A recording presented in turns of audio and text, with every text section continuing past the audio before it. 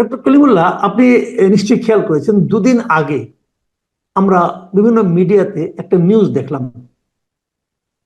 সেই নিউজটা দেখে অনেকের মতো আমি একটু আসলে অতটা বিস্মিত হয়েছি তা কিন্তু বলবো না, কিন্তু আমি বিস্মিত হয়েছি অন্য একটা কারণে। এই সরকারের আমলে যে কারোর বিরুদ্ধে মামলা হতে পারে, হত্যা মামলা 200-300 আসামিও হচ্ছে। যারা হত্যা মামলা আসামি হচ্ছে তারা দেশেও থাকে না, তাও আসামি হচ্ছে। যাদেরকে ধরা হচ্ছে, কারো জামিন হচ্ছে না। নিশ্চয়ই আমরা অত্যন্ত সুবিচারের একটা নমুনা এখানে দেখছি। কাজে মামলা হতে পারে, এটা আমি অবাক হইনি। কিন্তু যখন সেই মামলা আপনার নাম সহ আরো কয়েকজনের নাম দেখলাম, এবং কেবল আপনারই ছবি দেখলাম কোনো কোনো মিডিয়াতে, আর কোনো ছবি দেখলাম না, তখন বিষয়টা নিয়ে আমার মনে হলো আপনাকে একটু জিজ্ঞাসা করি, কি অপরাধ আপনি করেছেন, যদি একটু সংক্ষেপে বলেন যে কি দুর্নীতি আপনি করেছেন যে দুদক আপনার বিরুদ্ধে এতদিন পরে মামলা করলো। এটা কি এতদিন পরে মামলা করলো, নাকি আগেই মামলা ছিল, সেই মামলা নতুন করে উঠালো? আমি বিষয়টা জানি না, মিডিয়াতে এগুলো লেখা হয়নি। আপনি কি একটু পরিষ্কার করতে পারবেন? তবে একটা অনুরোধ, একটু ছোট করে করবেন, কারণ আপনার জন্য আরো অনেক অনেক প্রশ্ন আছে। ধন্যবাদ। দেখুন, বেগম রোকেয়া বিশ্ববিদ্যালয় রংপুরের আমি চতুর্থ উপাচার্য হিসেবে ঢাকা বিশ্ববিদ্যালয় থেকে ডেপুটেশনে 4 বছরের জন্য সেখানে দায়িত্ব পালন করতে গিয়েছিলাম। সঙ্গে আমি আরো 3জন সেনা কর্মকর্তাকে নিয়ে গিয়েছিলাম। তারা অবসরপ্রাপ্ত। কর্নেল আবু হেনা মোস্তফা কামাল, তিনি রেজিস্ট্রার হিসেবে গিয়েছিলেন। লেফটেন্যান্ট কর্নেল মনোয়ার রেজা, তিনি ডেপুটি চিফ ইঞ্জিনিয়ার হিসেবে গিয়েছিলেন। এবং কর্নেল অবসরপ্রাপ্ত লেফটেন্যান্ট কর্নেল অবসরপ্রাপ্ত মনোয়ার, তিনি 5th লং কোর্সের সিনিয়র অফিসার, তিনি গিয়েছিলেন প্রজেক্ট ডিরেক্টর হিসেবে।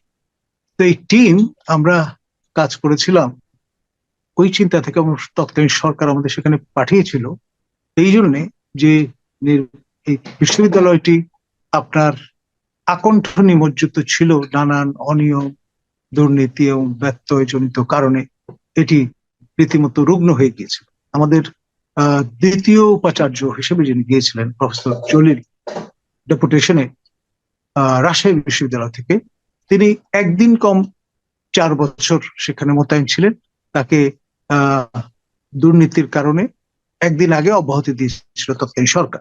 তিনি প্রায় 100 ব্যক্তিকে একদিনে অর্থের বিনিময়ে চাকরি দিয়েছিলেন। এই অভিযোগে তার নামে মামলা হয়েছিল দুদককে, এবং সেই মামলার সূত্র ধরে তিনি জেলও খেটেছেন। এবং এই ঘটনাটি পুরো বিশ্ববিদ্যালয়ের ইমেজ হেট করে দিয়েছে। তো সেই কারণে তৃতীয় উপাচার্য যিনি আসলেন, আমারই সহকর্মী ঢাকা বিশ্ববিদ্যালয়ের প্রফেসর নুরুন নবী, তার আমলে পুরোটা সময় অস্থির একটা সময় কেটেছে। কিছুদিন পর বিশ্ববিদ্যালয় বন্ধ হয়ে যেত। তারপরে আপনার সেখানে তাকে ঘেরাও করে 7-8 দিন আটকে রাখা হতো। ইলেকট্রিসিটি, পানি, গ্যাস এগুলো সংযোগ বিচ্ছিন্ন করে তাকে রীতিমতো আপনার কোর্স করে যে দাবিগুলো তারা নিয়ে আসতেন, তারা মানে যারা বিশ্ববিদ্যালয়ের কর্মকর্তা, কর্মচারী, শিক্ষক বা ছাত্ররা, তাকে বাধ্য করা হতো এবং তিনি একটা পর্যায়ে মাঝে মাঝে চলে যেতেন ঢাকায় অনির্দিষ্টকালের জন্য, বিশ্ববিদ্যালয় বন্ধ করে দিয়ে। এরকম একটি পটভূমিতে আমি তখন BUP, Bangladesh university of professionals এর উপ উপাচার্য বা প্রো ভাইস চ্যান্সেলর হিসেবে দায়িত্বরত ছিলাম অন ডেপুটেশন। এটা একটা পাবলিক ইউনিভার্সিটি, সশস্ত্র বাহিনী কর্তৃক পরিচালিত, এবং সেই জন্য চিন্তা করা হলো যে এই রুগ্ন বিশ্ববিদ্যালয়টিকে বিইউপির মডেলে পরিচালনা করা যায় কিনা। আমাকে সেই জন্য 3 সেনা কর্মকর্তা সহ সেখানে নিয়োজিত করা হয়। আমি গেলাম এবং ডে 1 থেকে আমি ভর্তি বাণিজ্য এবং চাকরি বাণিজ্য বন্ধ করার ব্যবস্থা করলাম। 13 জনকে, এটা আপনার 17 দিকে হবে, 17, 18, 19, 20, 17 শেষ দিকে হয়তো। তো আচ্ছা, মাঝখানে একটু প্রশ্ন করি। আপনি যে বলেন মিস্টার জলিলকে, তার বিরুদ্ধে দুদকের অভিযোগ ছিল এবং সেই মামলা হয়েছে এবং তিনি জেলও খেটেছেন, কিন্তু উনি তো জেল খেটেছেন হাসিনা সরকারের আমলে। জি। তো সেটা ওই সময় দুদক কি স্বাধীন ছিল? ওই সময় দুদক কি সরকারি দলের এজেন্ডা বাস্তবায়নে খুব তৎপর ছিল না? আপনার কি মনে হয়? যদি নাও মনে হয়, সবার নাকের ডগায় তিনি কি করে প্রায় 300-র বেশি লোককে একদিনে চাকরি দিলেন? এটা কি সম্ভব? অসম্ভব একটা বিষয় না? আচ্ছা, ঠিক আছে। এবং অভিযোগ ছিল অর্থের বিনিময়ে তিনি কাজটি করেছেন এবং তার কন্যার কাছে আপনার টাকাগুলো কানাডায় পাঠিয়ে দিয়েছে, এই অভিযোগটা ছিল। তো যাই হোক, আচ্ছা, এটা তো টাকা উদ্ধার হয়েছে, টাকা উদ্ধার হয়েছিল? সেটা আমার জানা নেই, সম্ভবত আচ্ছা, না। ওকে। তো এখন যে বিষয়টা, এই সেনা শৃঙ্খলা কার্যকর করার একটা চিন্তা থেকে এরকম একটা টিম সেখানে পাঠানো। জি, আমি সেই টিম লিডার হিসেবে গিয়েছি এবং প্রথমেই যেটি করেছি, ভর্তি বাণিজ্যটা বন্ধ করে দিয়েছি। 5 লক্ষ টাকা ভাড়া হিসেবে প্রক্সি পরীক্ষা দেওয়ার জন্য ভালো ছাত্রছাত্রীরা অন্য জায়গা থেকে আসতেন, এসে পরীক্ষা দিতেন। দু একজন মাঝে মধ্যে ধরা পড়ে গেলে 10-15 হাজার টাকা উৎকোচ দিয়ে ছাড়া পেয়ে যেতেন, তারপরেও তাদের 4,80,000 বা 85,000 বা 90,000 টাকা লাভ থাকতো। তো এই জি, রমরমা ব্যবসাটা আমি আহ সেনা বন্ধুদের পরামর্শ নিয়ে মোবাইল কোর্ট বসিয়ে দিলাম, ম্যাজিস্ট্রেট নিয়ে আসলাম, তাৎক্ষণিকভাবে বিচার এবং কারাদণ্ড। এরকম 13 জনকে কারাদণ্ড 1 বছরের জন্য দিয়ে দেওয়ার ফলে এটা এমন চাউর হলো যে এই ব্যবসাটা বন্ধ হয়ে গেল। তারপরে মনোযোগ দিলাম চাকরি বাণিজ্যে। লেকচারার পোস্ট বিক্রি হতো 30 লাখ টাকায়, কর্মকর্তা বিক্রি হতো 20 লাখ টাকায়, কর্মচারী বিক্রি হতো 2 ভাগে, পরিচিত হলে 5 লাখ, অপরিচিত হলে 10 লাখ। এইটি বন্ধ করার জন্য আবারও আমাদের সেনা বন্ধুদের পরামর্শে আমি একটা ক্লজ জুড়ে দিলাম। রিক্রুটমেন্টের জন্য যে অ্যাডভার্টাইজমেন্ট গুলো হতো সেখানে, আর কোনো বিশ্ববিদ্যালয় এটা ছিল না আগে পরে, যে কোনো ধরনের তদবির, লিখিত বা মৌখিক, তা প্রার্থীর অযোগ্যতা বলে বিবেচিত হবে। পরবর্তীতে কোনো অনৈতিক লেনদেনের বিষয় আবিষ্কার হলে তৎক্ষণাৎ চাকরি চলে যাবে, এই শর্তে আপনি আবেদন করতে পারেন। সঙ্গে অনানুষ্ঠানিকভাবে আমরা যেটা বলতাম যে সেটি হচ্ছে, যে অর্থ আপনি বেতন হিসেবে নিয়েছেন এটা ফেরত দিতে হবে এবং আপনার বিরুদ্ধে জরিমানা আরোপ করা হবে। তো এইরকম একটি পটভূমিতে আপনার চাকরি বাণিজ্য একদম জিরো করে ফেলেছিলাম।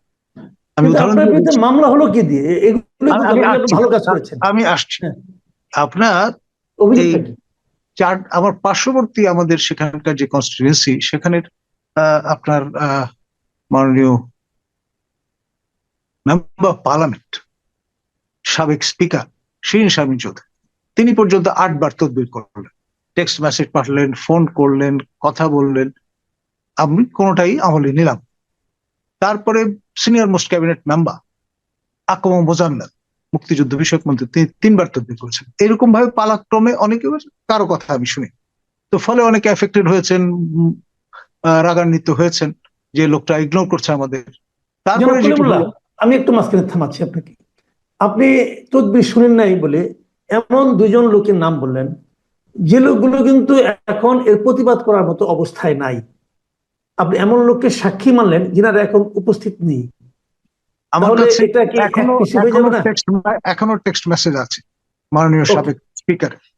এক, এবং এই কথাগুলো আপনাকে যা বলছি, আমি পাবলিকলি, আমি দায়িত্বরত থাকা অবস্থায় আমার রেজিস্ট্রার সহ জি, ঢাকা রিপোর্টার্স ইউনিটিতে লাইভ প্রেস কনফারেন্স করেছিলাম প্রায় 14টা ইলেকট্রনিক মিডিয়াকে সামনে নিয়ে।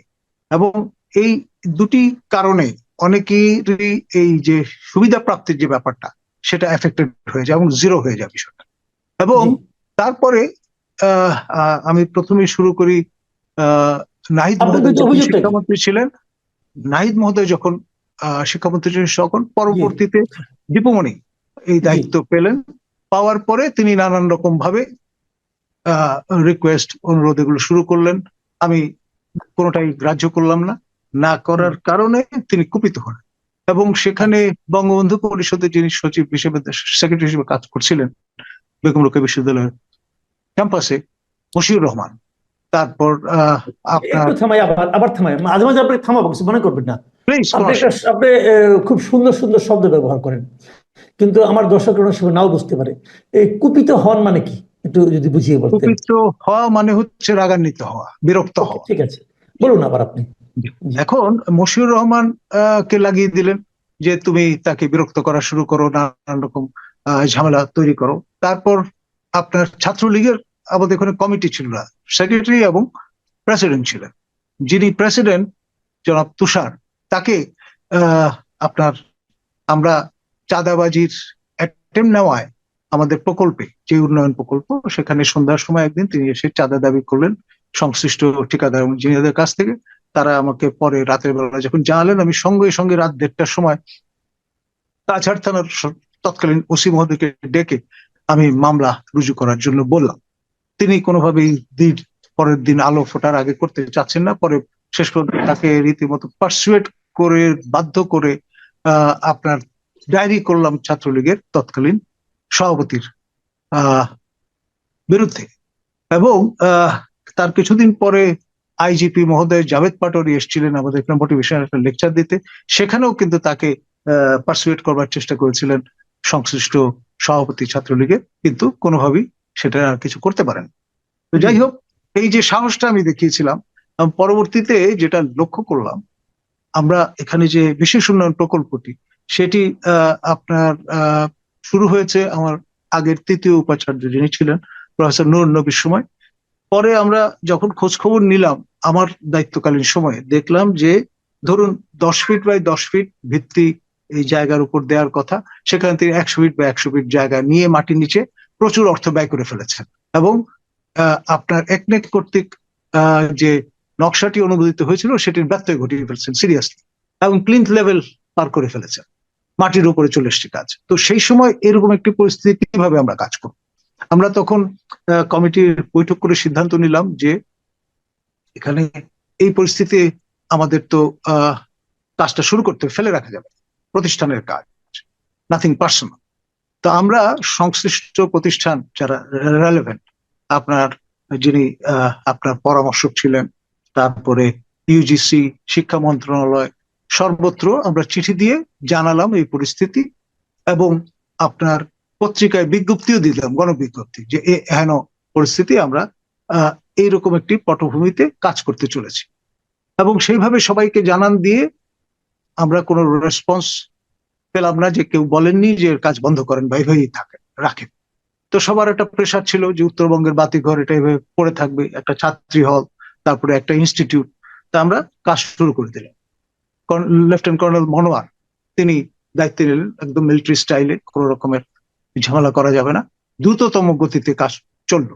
তো এই বিষয়টি দীপুমণিকে আমাদের পরামর্শক মঞ্জুর কাদের তিনি জানালেন যে এই সিচুয়েশন। তো উনি ভাবলেন যে ভালো মৌকা পাওয়া গেছে, তো উনি বললেন যে এখানে যেহেতু ব্যত্যয় ঘটেছে, সুতরাং আপনারা কাজ এই পর্যায়ে বন্ধ করে দেন। তো আমরা তৎকালীন শিক্ষা সচিব মহোদয়, যিনি পরবর্তীতে পাবলিক সার্ভিস কমিশনের চেয়ারম্যান হিসেবে দায়িত্ব পালন করেছেন, তাকেও আমরা জানান দিলাম ফর্মাল মিটিং এ, এবং তিনিও বললেন না, কাজ বন্ধ করা যাবে না, চলতে থাক। পরিকল্পনা মন্ত্রী মান্নান সাহেব তিনি ওখানে গিয়েছিলেন, তিনিও দ্রুতগতিতে কাজ সম্পূর্ণ করার জন্য বললেন। তারপরে এদিকে দেখলাম যে দীপুমণি পারসিস্টেন্টলি অসহযোগিতা করছেন। তো আমাদের হাতে সরকারের 18 কোটি টাকা ছিল। তো সেইটি এই পরিস্থিতিতে আমরা পুরোটা টাকা বাংলাদেশ ব্যাংকের ট্রেজারিতে জমা দিয়ে দিলাম, পাবলিক কোনো মানি আর থাকলো না। তো ইতিমধ্যে কাজ শুরু করার কারণে ইট, বালি, সিমেন্ট, রড এগুলো বিপুল পরিমাণে স্ট্যাক করা আছে। ঠিকাদাররা বললেন যে স্যার, এটা তো সরকারি প্রতিষ্ঠান, আপনার ব্যক্তিগত কোনো কিছু না, আমাদেরকে কাজটা চালিয়ে দিতে দেন, আমাদের যে জামানতের টাকা আছে সেটি আমাদের টাকা, সরকারের টাকা নয়, আমরা আজ হোক কাল হোক টাকা ফেরত পাবোই, এটা গ্যারান্টিড। সেভাবেই আমাদেরকে টাকা জমা দিতে হয়েছে। আর প্রথম বছর এই টাকা 50% পর্যন্ত যদি প্রয়োজন হয় বিশেষ জরুরি কারণে ব্যবহার করতে পারেন, বাকিটা রেখে দিতে হবে। কিন্তু আমি তো সেই 2-3 বছর পার করে ফেলেছি বাইদের, কারণ তাদের নিয়োগ হয়েছে যে আমানত তারা জমা দিয়েছেন আগের ভাইস চ্যান্সেলর, এবং তিনি 4 বছর মেয়াদী ছিলেন। তো ফলে এখন সেইটা যদি আমরা ব্যবহার করি কিছু বলার নেই কারো। তো আমি তখন কমিটির মিটিং করে সিন্ডিকেটকে জানিয়ে সকল লেভেল অতিক্রম করে আমি কাজটা করতে দিলাম। এরপরে যে ব্যাপারটি দাঁড়ায়, এখানে একটা জিনিস আমি বলি আপনাকে, আমার মনে হয় সম্ভবত আপনাকে এই অভিযোগেই আপনার বিরুদ্ধে মামলাটা হয়েছে, যে কোনো ঠিকাদার যখন কোনো একটা কাজ করেন তখন ওনার এখানে কিন্তু একটা পারফরমেন্স গ্যারান্টি থাকে, একটা টাকা ওনারা জমা দেন, জামানতটা দেওয়া হয় এই কারণে যে ওনার কাজটা হয়ে যাওয়ার পর যদি কোনো ব্যত্যয় ধরা পড়ে, যদি কোনো সমস্যা ধরা পড়ে, সেই টাকাটা আপনি বাজেয়াপ্ত করে এই কাজটা আপনি করতে পারবেন, এবং তার জন্য এটা। এখন এই জামানতের টাকা আপনি কি ভিসি হিসেবে তাকে তুলে নিতে দিতে পারেন নাকি আইনানুগ? সেটি হচ্ছে আমাদের যে কমিটি ছিল, পরামর্শক এবং অন্য যারা মেম্বার, সবাই বললেন যে এই পরিস্থিতিতে কাজ তো নষ্ট হয়ে যাবে, সব জিনিসপত্রগুলো পাবলিক টাকায় কেনা, এই সরঞ্জামগুলো নষ্ট হয়ে যাবে। এটা তো মাসের পর মাস ফেলে রাখা যাবে, এটা স্বাভাবিক, সিমেন্ট নষ্ট হয়ে যাবে।